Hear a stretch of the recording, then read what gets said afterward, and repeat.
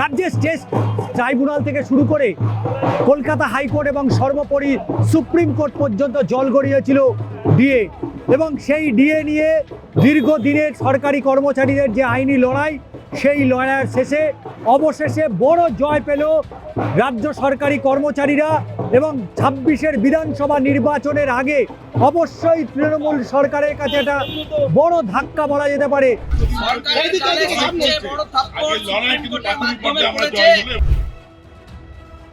ইতিমধ্যেই রাজ্য বিধানসভার যে বাজেট অর্থাৎ ভোট অন অ্যাকাউন্ট বাজেটের আগেই এই মুহূর্তে বিধানসভায় রাজ্যের বিরোধী দলনেতা শুভেন্দু অধিকারী তিনি রাজ্য সরকারকে এই ডিএ ছাড়াও এসআইআর নিয়ে তীব্র আক্রমণের পাশাপাশি এই মুহূর্তে সেই ছবিটা দেখা যাচ্ছে যে বিধানসভার বাইরে বিজেপির যারা বিধায়ক তারা কিন্তু একেবারে ব্যান্ড পার্টি নিয়ে তুমুল তারা আনন্দ উচ্ছ্বাস করছে।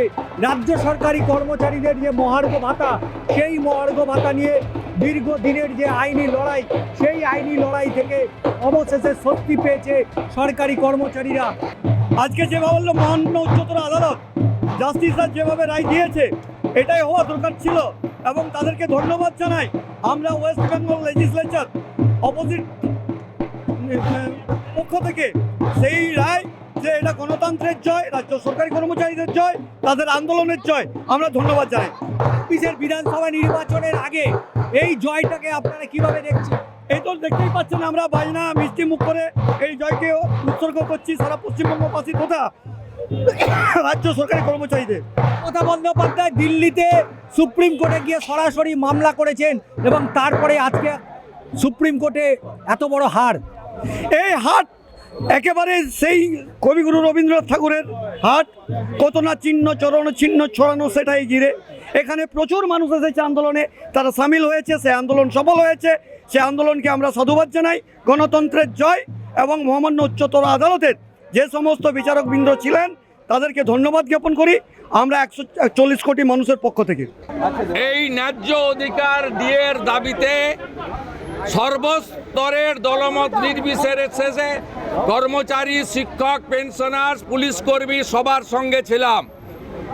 মমতা বন্দ্যোপাধ্যায়কে আগামী মার্চ মাসের মধ্যে 10,400 কোটি টাকা কর্মচারীদেরকে দিতে হবে, আর বাকিটা যেটা হবে সেটার দায়ভার পরবর্তী সরকারকে নিতে হবে। এবং ভারতীয় জনতা পার্টি কথা দিতে পারে বিজেপি সরকার এলে, বিজেপি সরকার আপনারা আনলে আমরা সুপ্রিম কোর্টের জাজমেন্টকে মর্যাদা দিয়ে আপনাদের সুপ্রিম কোর্টের যে রায় তাকে কার্যকর করব।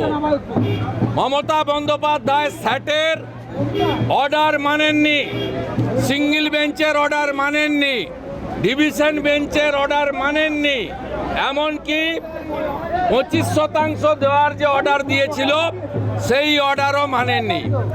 আজকের জাজমেন্ট ল্যান্ডমার্ক জাজমেন্ট। তিনটি বিষয়ে আমরা ধন্যবাদ জানাই সুপ্রিম কোর্টকে। এক, ডিএ কর্মচারীদের মৌলিক অধিকার, সুপ্রিম কোর্ট এই পয়েন্ট ক্লিয়ার করে দিয়েছে।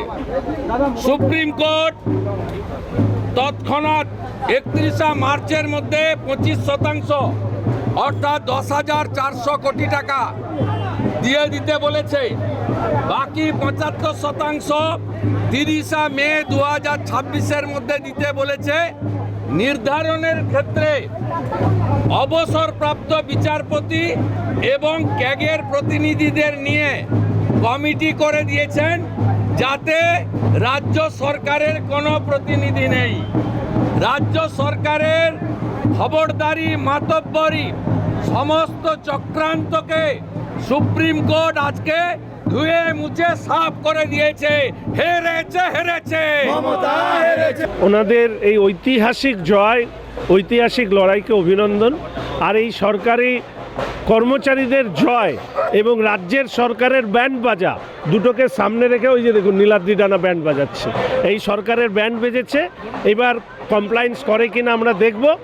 আর স্বাভাবিকভাবে রাজ্যের সরকারের কর্মচারীরা তারা যদি তাদের ন্যায্য দাবি থেকে রাজ্যের সরকার মুখ ফিরিয়ে নেয়, এবার সব ইন সার্ভিস পেনশনার সবাই মিলে একসাথে রাস্তা নেব।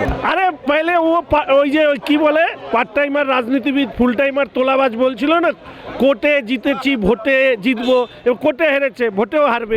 আমি বিপ্লব বরণ বিশ্বাস, কলকাতা সরকারি কর্মচারী পরিষদের কলকাতা হাইকোর্টের সভাপতি। আমরা জানি এই মামলাটা লড়তে গিয়ে আমাদের কত কষ্টের মধ্যে দিয়ে এবং কতটা স্ট্রাগল করতে হয়েছে।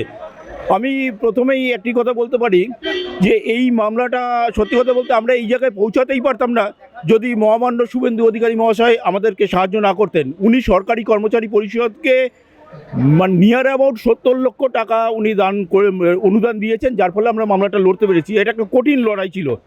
যাই হোক, এটা আমরা খুব খুশি যে আমরা 25% পর্যন্ত আপাতত পাচ্ছি এবং পরবর্তী যে 75% সেটার জন্য একটি কমিটি গঠন করা হয়েছে এবং আশা করছি সেই কমিটি খুব তাড়াতাড়ি আমাদেরকে নিরাশ করবেন না এবং আমরা টোটাল 100%ই আমরা পেয়ে যাব। এটা আমাদের একদম ন্যায্য অধিকার, এই নিয়ে আমাদের লড়াই ছিল। এটা আমাদের লেজিটিমেট ক্লেম, দিয়ে কোনো দান নয়, এটা একটা লেজিটিমেট ক্লেম। এটা প্রমাণ করাই আমাদের মেন উদ্দেশ্য ছিল। মহামান্য সুপ্রিম কোর্ট আমাদের কথা শুনেছেন, উনি রায় দিয়েছেন। সুপ্রিম কোর্টে যে নির্দেশ সেটা কিন্তু স্পষ্টত হয়ে গেল যে রাজ্য সরকারি কর্মচারীদের এই ডিএ বা মহার্ঘ ভাতাটা তাদের সরকারের কোনো অনুদান নয়। জয়ন্ত চক্রবর্তীর সাথে ষষ্ঠী চট্টোপাধ্যায়।